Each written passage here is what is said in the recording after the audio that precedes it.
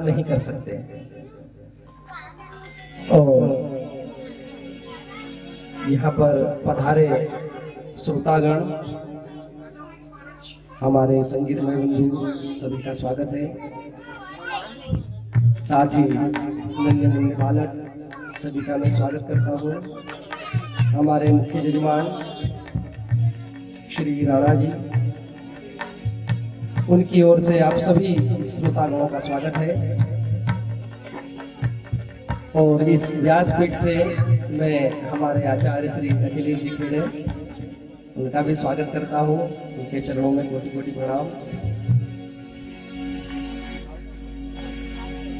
देखिए, कहते हैं कि भाग्योदयेन बहु जन्म संवर्जितेन, है ना। जब कई जन्मों का पुण्य उदय होता है तब हमें सत्संग प्राप्त होता है ना।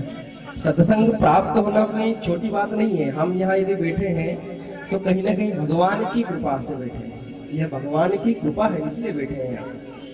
कहीं जन्म का जब पुण्य उदित होता है तभी हमें सत्संग की प्राप्ति होती है। ये भगवान की ही इच्छा से हुआ है ना। वो ये वही जो राम रचि राखा, सुना होगा आपने। यह सब भगवान की कृपा से हुआ है। और यहाँ पर हम बैठे हैं कथा श्रवण करने के लिए, सत्यनारायण भगवान की कथा श्रवण करने के लिए। लेकिन आज मैं आपको वो बताऊंगा कि वास्तव में कथा क्या होती है।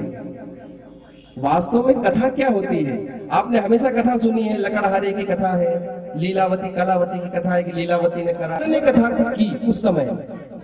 उस समय जब ब्राह्मण ने कथा की तो उसने कौन सी कथा पढ़ी होगी। ब्राह्मण ने करी तो यहाँ लिखा गया, लीलावती ने करी तो लिखा गया, लकड़हारे ने की तो लिखा गया। लेकिन जब लकड़हारे ने की तो उसने कौन सी कथा सुनी, कभी सोचा हमने इस बारे में? ये तो कहीं समय से चल रही है कथा, तो है ना। तो बस सोचने का विषय यही है कि इसमें लिखा है कि भाई तुंगभद्रा नदी के तट पे व्रत हुआ, तो उन्होंने कौन सी कथा सुनी। आज हम इसीलिए एकत्र हुए और यहाँ पर भक्ति मार्ग बताया जाएगा कि भक्ति क्या होती है, भगवान का ध्यान कैसे करते हैं। भगवान का देखिए, वैसे अगर मैं कहूं कि भगवान का ध्यान कैसे करते हैं तो मैं बता नहीं सकता कि ध्यान कैसे करते हैं। ध्यान से सुनना जरा, इसको थोड़ा सा समझिए। कथा आरंभ होने के पहले थोड़ा सा समझ लीजिए। सभी जो भी बैठे हैं, थोड़ा निवेदन है कि बच्चों को शांत रखें। देखिए, ध्यान जो होता है, मैं आपको ये नहीं बता सकता कि ध्यान किस मार्ग से करो, केवल इतना बता सकता हूं कि ध्यान करो। ये आपके विवेक पे निर्भर करता है कि आप ध्यान किस प्रकार से कर रहे हो, ध्यान कैसे लगा रहे हो। ये आपके देश काल परिस्थिति के हिसाब से प्रत्येक व्यक्ति का ध्यान अलग हो सकता है।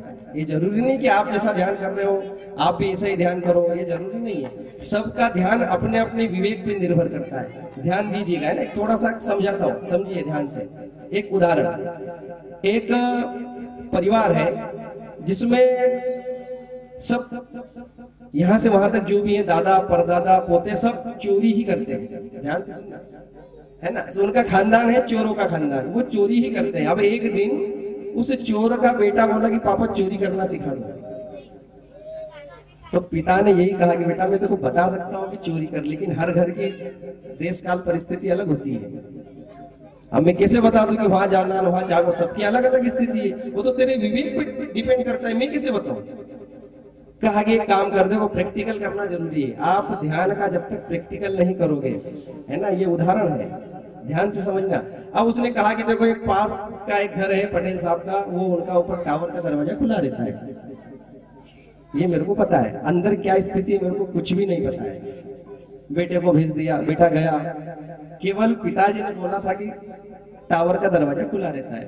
बेटा जैसे ही सीढ़ियों से उतरा, फिर उसका विवेक काम किया, चाबी कहाँ होनी चाहिए, तिजोरी कहाँ होनी चाहिए, उसने खुद ने सोचा। फिर अंदर गया, नीचे उतरा, चाबी मिली। चाबी मिलने के बाद फिर उसने सोचा तिजोरी कहाँ होनी चाहिए, तिजोरी के पास गया, ताला खोल लिया, ताला खोला, पैसे निकाले, और वापस उसी रास्ते से भागना है, तब पटेल साहब जागेगा।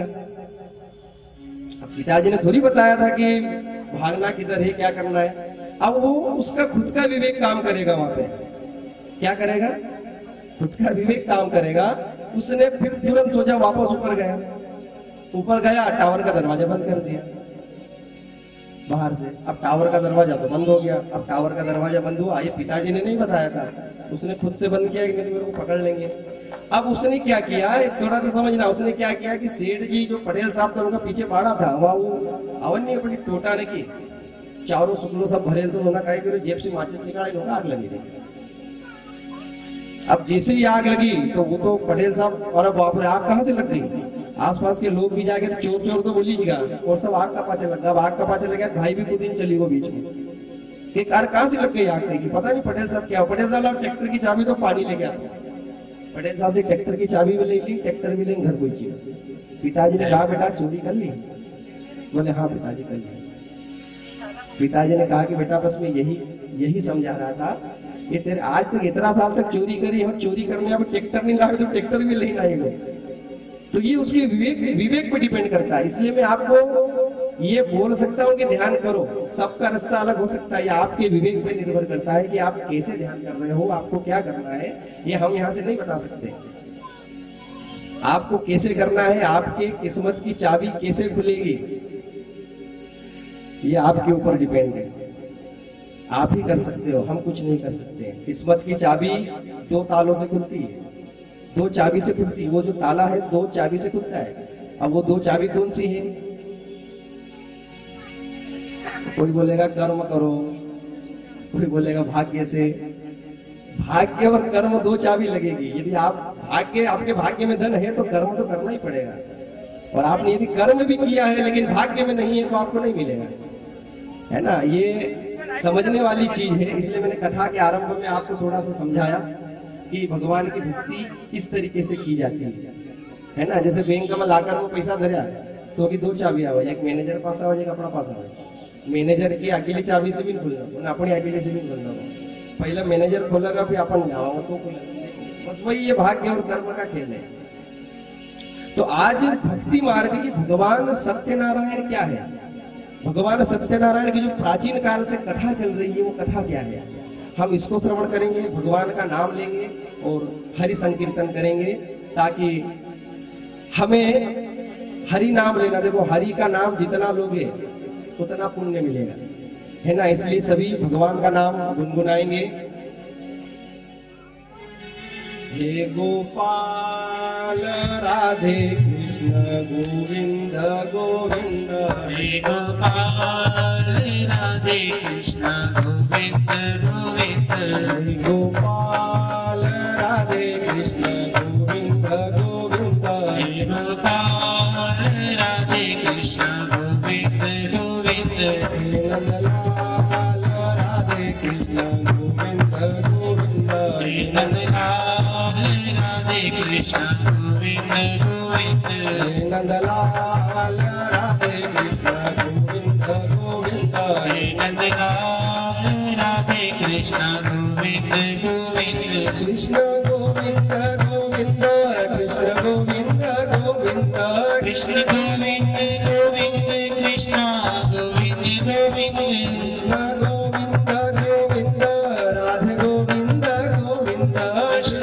गोविंद गोविंद, राधे गोविंद गोविंद, हे नंदलाल राधे कृष्ण गोविंद गोविंद, नंदलाल राधे कृष्ण गोविंद गोविंद, हे नंदलाल राधे कृष्ण गोविंद गोविंद, हे नंदलाल राधे कृष्ण गोविंद गोविंद। बोल सत्यनारायण भगवान की जय। देखिए, प्रयोग करने वाली चीज है, उसको प्रयोग करना चाहिए, है ना। आपने गीता पढ़ी होगी, गीता योग का विषय है, उसमें योग बताया है। रामायण संयोग का विषय है, श्रीमद् भागवत वियोग का विषय है, लेकिन सत्यनारायण की कथा प्रयोग का विषय है। इसे प्रयोग करना चाहिए। और इस धरती पर सबसे बड़ा यदि उपाय है तो वो क्या है? सत्यनारायण की कथा। उद्देश्य यही है, कथा रखने का उद्देश्य यही है कि हम तरह तरह के उपाय करते हैं, लेकिन जो उपाय हमारे पास में हम उनको नहीं करते। सत्यनारायण की कथा बहुत बड़ी कथा है ना। आपने ऐसा सुना होगा कि इसमें कथा में आता है कि इसने व्रत किया तो अगले जन्म में सुदामा बना, है ना। क्योंकि कलयुग में कथा हुई तो द्वापर कैसे आ गया? ये संकल्प में ब्राह्मण बोलते हैं, आपने सुना होगा, अष्टाविंशति में कलयुगे कली प्रथम चरणे, 28वां कलयुग है ये कलयुग 27 बार बीत चुका है, ये 28वां कलयुग चल रहा है। 4 युग ऐसे बीतते हैं 71 बार, जब एक मनवंतर होता है ना। अभी जो मनवंतर चल रहा है उसका नाम है वैवस्वर नाम मनवंतरे, अष्टाविंशति में कलयुगे कली प्रथम चरणे, 28वें कलयुग का पहला चरण चल रहा है। तो भगवान सत्यनारायण की बड़ी ही हम पर कृपा है कि हम आज यहाँ एकत्र हुए हैं भगवान की कथा को श्रवण करने के लिए। आप सभी ने सुना है कि भगवान की कथा कहाँ से आरंभ हुई है? नैमिषारण्य तीर्थ से कथा आरंभ होती है ना। कोई सी भी कथा कहाँ से आरंभ होती है? नैमिषारण्य तीर्थ से। नैमिषारण्य तीर्थ में अब थोड़ा ध्यान से श्रवण करिएगा कि नैमिषारण्य तीर्थ में 88,000 ऋषियों ने सूत जी महाराज से प्रश्न किया। प्रश्न क्या किया था उन्होंने प्रश्न ये किया था कि इस कलयुग में लोग अनेक प्रकार का कष्ट भोग रहे हैं, दुख भोग रहे हैं, है ना, नाना प्रकार की योनियों में उत्पन्न हो रहे हैं, कोई किसी का मान सम्मान नहीं करता। जैसे जैसे कलयुग बढ़ रहा है वैसे वैसे मान सम्मान कम होते जाता है। तो इन लोगों का दुख दर्द कैसे दूर किया जाए, हमें कोई ऐसा उपाय बताओ, और वो उपाय ऐसा बताओ जो कम समय में हो जाए, जिसमें ज्यादा न तो समय लगे, न ज्यादा धन लगे, न ज्यादा खर्च लगे, है ना। क्योंकि सबसे बड़ा तो लक्ष्मी का ही खेल है। सबसे पहले व्यक्ति यही बोलता है कि भाई धन कितना लगेगा, है ना। तो उन्होंने कहा कि जिसमें कम धन लगे, कम समय लगे, ऐसा व्रत बताओ, ऐसा उपाय बताओ जिसे करने से मनवांचित फल मिले। तो सूत जी ने कहा कि जो तुमने प्रश्न किया है, यही प्रश्न एक बार योगी नारद ने किया था। नारद जी ने किससे किया था? भगवान कमलापति, भगवान विष्णु से किया था। और नारद जी ने भगवान विष्णु से पूछा। तब सौनक ऋषि कहने लगे कि हे सूत जी, जो भगवान नारायण ने कहा था नारद जी को, हमें वो बताइए कि नारायण ने नारद जी से क्या कहा। तब सूत जी कहने लगे कि एक समय की बात है कि योगी नारद अनेक लोगों की भ्रमण करते करते मृत्यु लोक पर पहुंचे।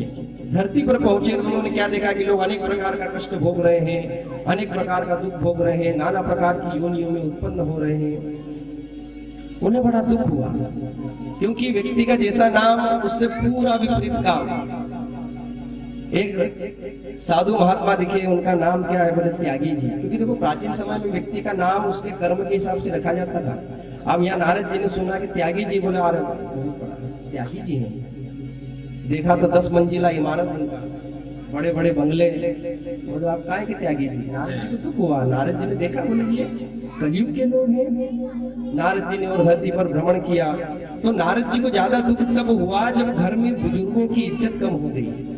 जहां भी देखे तो कोई बुजुर्गों की इज्जत ही नहीं करता।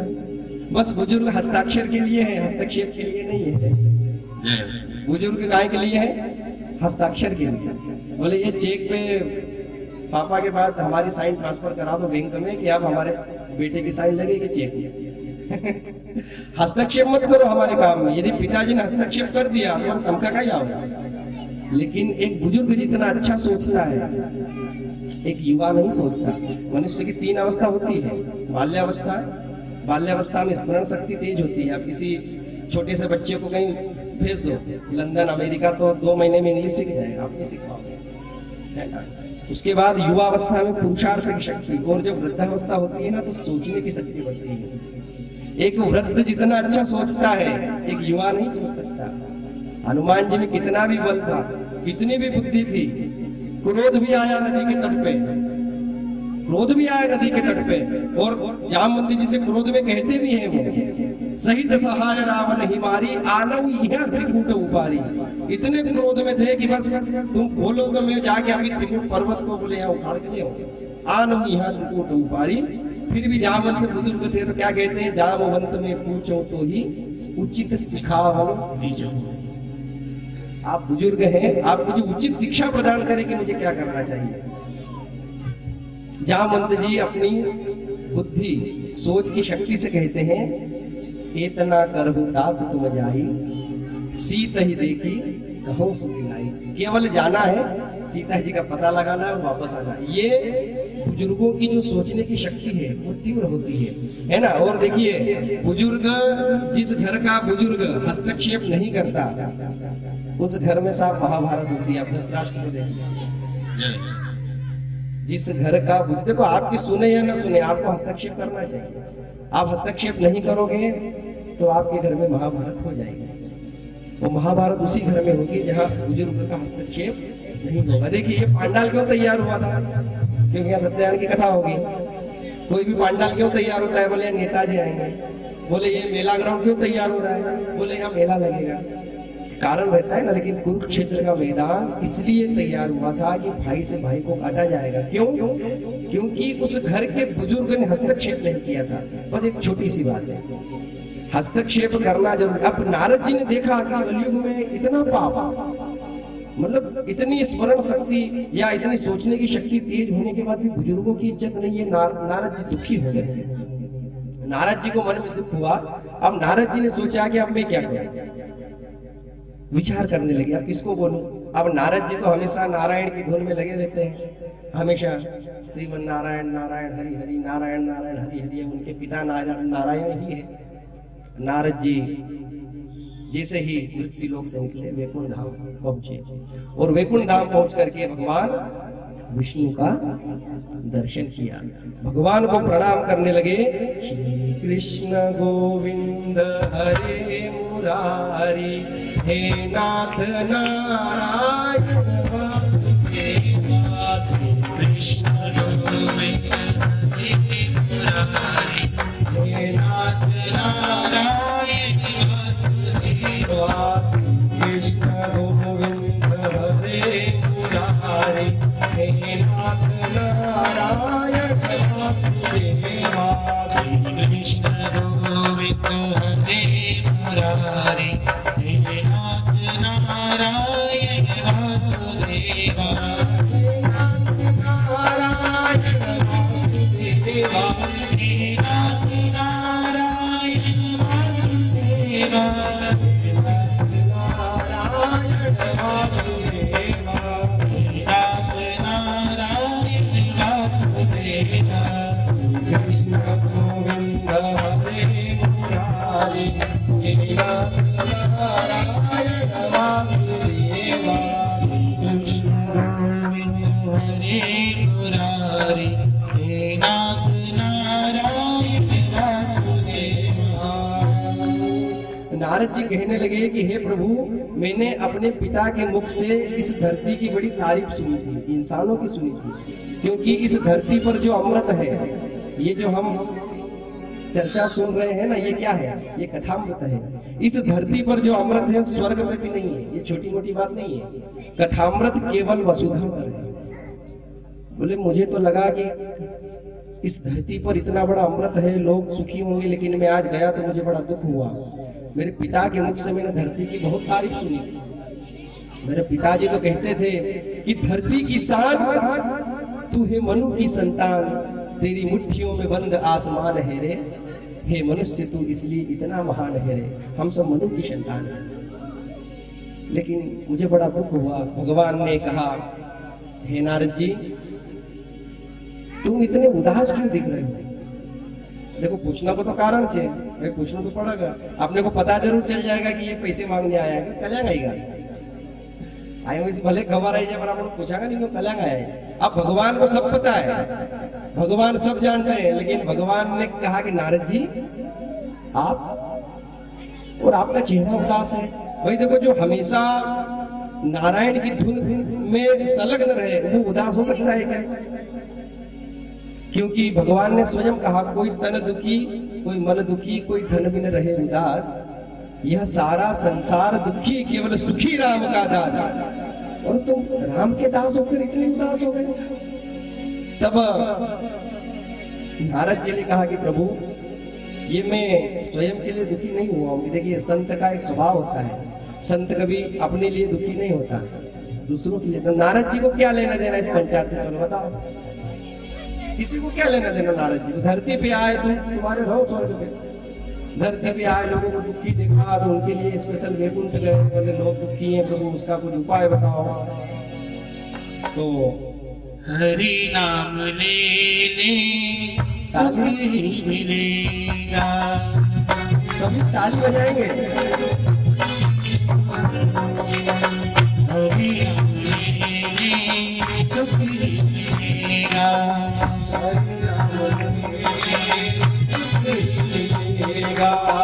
संसार तेरा भूलेगा बनेगा। संसार तेरा भूलेगा बनेगा। हरि नाम ले ले सुख ही मिलेगा।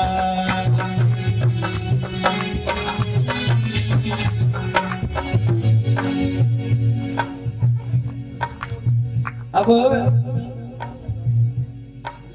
नारायण के पूछने पर नारद जी कहते हैं कि प्रभु देखिए, आप तो अंतर्यामी हैं, आप तो सब जानते हैं, लेकिन आपने प्रश्न किया है तो मैं आपको उत्तर देता हूँ। सारी घटना नारद जी ने बता दी कि धरती पर मृत्युलोक पर ऐसा ऐसा हो रहा है।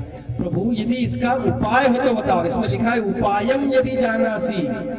हम भी देखिए कभी पंडित जी के पास जाते हैं तो क्या बोलते हैं, महाराज जी का उपाय बताई दो, यही पूछते हैं ना, भाई कई उपाय बताई दो।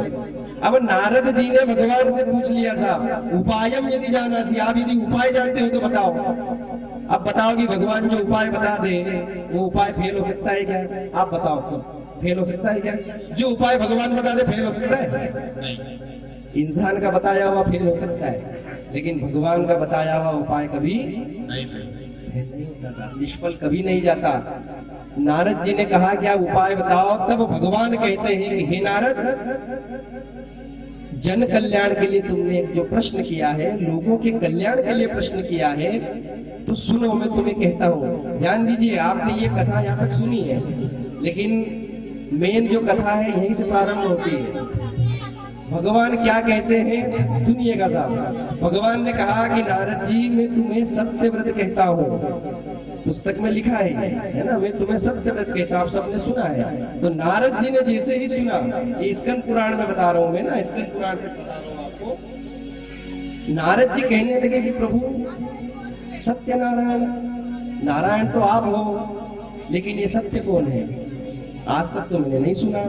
भगवान ने कहा कि नारद जी यदि विधि विधान से सत्यनारायण भगवान का पूजन अर्चन किया जाए तो मनुष्य को तुरंत ही फल प्राप्त होता है, बंदी बंधनों से मुक्त होता है, जो भयग्रस्त है भयहीन होता है, जिसे संतान नहीं हो रही है उसे संतान की प्राप्ति होती है।